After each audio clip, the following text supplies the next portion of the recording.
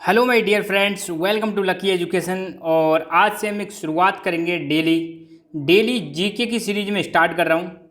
और आपको daily 5 questions दिया करूँगा, बस पाँच पाँच। ये छोटी छोटी डोज है।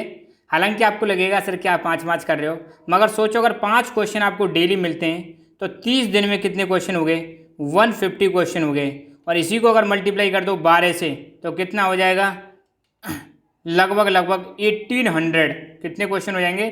1800 के समथिंग क्वेश्चन हो जाएंगे आपके एक साल के अंदर। तो सोचो 1800 बहुत क्वेश्चन होते हैं। और इसमें से ऐसे ऐसे क्वेश्चन आएंगे जो डे टू डे आपके जो सरकारी एग्जाम होते रहते हैं, गवर्नमेंट के जो एग्जाम होते रहते हैं, वहाँ पर सीधे सीधे क्वेश्चन पूछ लिए जाते हैं। और साथ के साथ में आप जिस भी क्लास में पढ़ रहे हो, आप चाहे 6th क्लास में पढ़ रहे हो, चाहे 7th क्लास में पढ़ रहे हो, चाहे 8th क्लास में पढ़ रहे हो, 9th में हो, 10th में हो, 11th में हो, 12th में हो, या कोई भी कॉम्पिटिटिव एग्जाम की तैयारी कर रहे हो, सरकारी एग्जाम की तैयारी कर रहे हो, हर जगह पर सभी के लिए ये चीज़ काम आने वाली है। जो भी स्टूडेंट हैं उनके लिए काम इसलिए आएगी क्योंकि उनकी जनरल नॉलेज बढ़ेगी।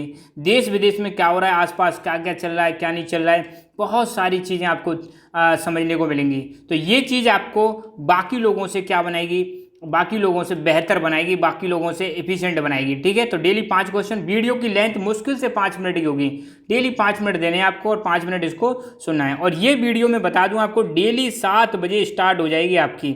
7 बजे आपकी स्टार्ट हो जाएगी और देखना है। और हो सके तो एक सेपरेट कॉपी बना लेना, वहाँ पे चीज़ों को लिखते चलना। ठीक है, तो मैं यहाँ पे कुछ कॉन्सेप्ट भी समझाता चलूँगा। तो आज हम सिर्फ और सिर्फ हम डिस्कस करेंगे कॉन्टिनेंट के बारे में। कॉन्टिनेंट जिसको हम बोलते हैं महाद्वीप। आपको पता है हमारी पृथ्वी पर लगभग 70% भाग पर पानी है और 30% भाग पर जमीन है, लैंड वाला पोर्शन है। ध्यान देना, मैं दोबारा बता रहा हूँ, हमारी पृथ्वी पर लगभग लगभग 70% भाग पर पानी है, लगभग 30% पर क्या है? जमीन है। तो जो जमीन वाला भाग है वहाँ पर कई सारे टुकड़े पाए जाते हैं और उन्हीं टुकड़ों को क्या बोलते हैं? कॉन्टिनेंट बोलते हैं। जैसे ये मान लो पृथ्वी है, तो पृथ्वी में ब्लू ब्लू जो दिखा रखा है ये पानी है। यहाँ पर एक कॉन्टिनेंट है, ये दूसरा कॉन्टिनेंट हो गया, यहाँ पे तीसरा कॉन्टिनेंट हो गया, चौथा कॉन्टिनेंट, पांचवा कॉन्टिनेंट, छठवां कॉन्टिनेंट और सातवां कॉन्टिनेंट। ठीक है, तो ध्यान रखना कॉन्टिनेंट होता क्या है?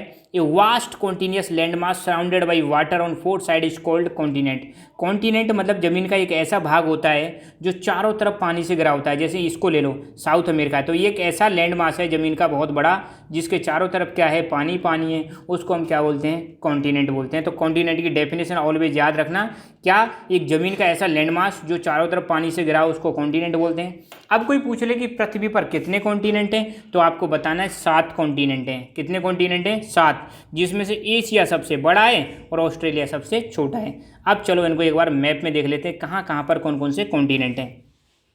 ये येलो जो दिखा रखा है ये हो गया एशिया, जो कि वर्ल्ड का सबसे बड़ा कॉन्टिनेंट है। और एक चीज़ और आप ध्यान रखना, हमारा प्यारा भारत किस में आता है? एशिया में आता है। तो ध्यान देना, अगर कोई पूछ ले कि भारत कौन से कॉन्टिनेंट में आता है, तो एशिया में आता है। एशिया विश्व का सबसे बड़ा कॉन्टिनेंट है। दूसरे नंबर पर आता है अफ्रीका। ये वाला जो कॉन्टिनेंट है ये है अफ्रीका। तीसरा कॉन्टिनेंट है नॉर्थ अमेरिका। ये वाला जो कॉन्टिनेंट है नॉर्थ अमेरिका है। चौथा है साउथ अमेरिका। ये वाला कॉन्टिनेंट साउथ अमेरिका है।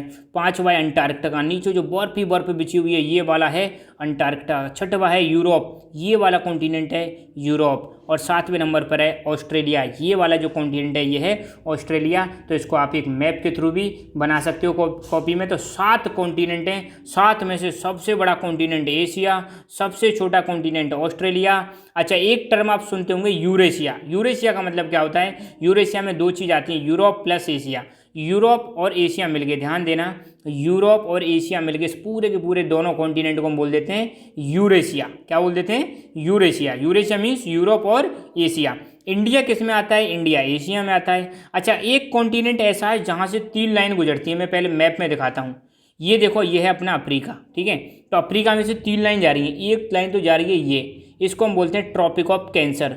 दूसरी लाइन जा रही है ये, इसको हम बोलते हैं इक्वेटर। और तीसरी लाइन जा रही है ये, इसको बोलते हैं ट्रॉपिक ऑफ कैप्रिकॉर्न।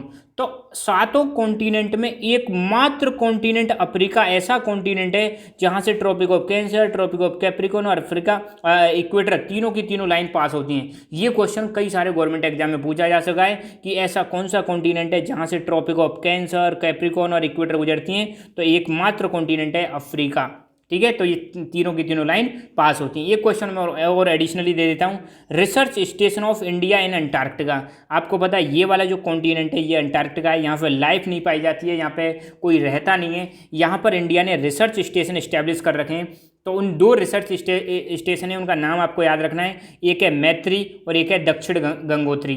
अभी अभी बीएड का एग्जाम हुआ है कल परसों ही राजस्थान में, तो वहाँ पर इनमें से क्वेश्चन आया था रिसर्च स्टेशन वाला। ठीक है, आपको बिलीव ना हो तो पूछ लेना किसी से, आसपास किसी ने दिया हो तो। ठीक है, तो अंटार्कटिका में भारत के कौन कौन से रिसर्च स्टेशन है, एक मैत्री और दूसरा दक्षिण गंगोत्री। ठीक है, तो आज के लेक्चर में इतना ही, बस ऐसी थोड़ी थोड़ी डोज मैं देता रहूँगा और वो डोज आपको धीरे धीरे करके आपको बहुत मजबूत बना देगी। आई एम श्योर आपको ये लेक्चर पसंद आया होगा। तो मिलते हैं दूसरे लेक्चर में कल, तब तक के लिए जय हिंद जय भारत।